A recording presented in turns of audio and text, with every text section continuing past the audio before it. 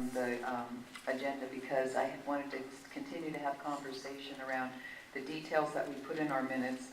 And the one from February 22nd troubles me because that was a special meeting, board meeting that we had that was not, apparently an audio tape was not made of that meeting.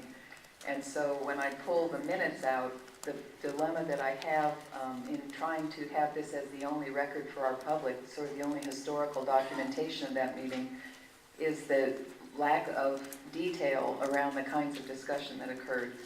And so once again, we have under the section of public comment, we just simply have several names listed without any reference as to what they discussed.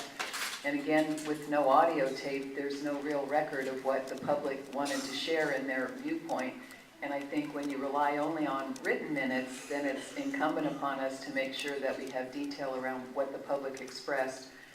And I have concerns around the business action items section where it just says discussion concerning public input and informational meetings for the Board of Education superintendent.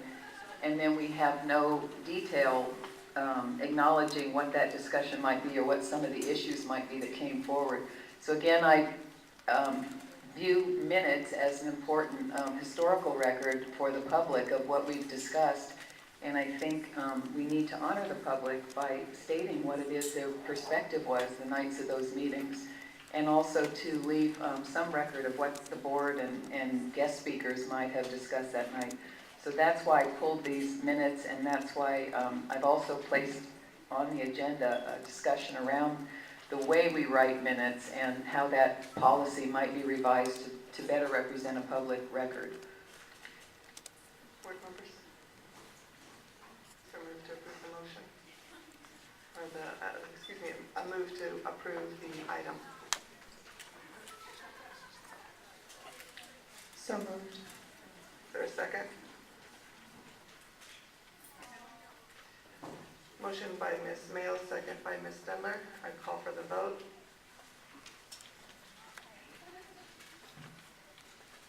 Motion carries 4-1-0.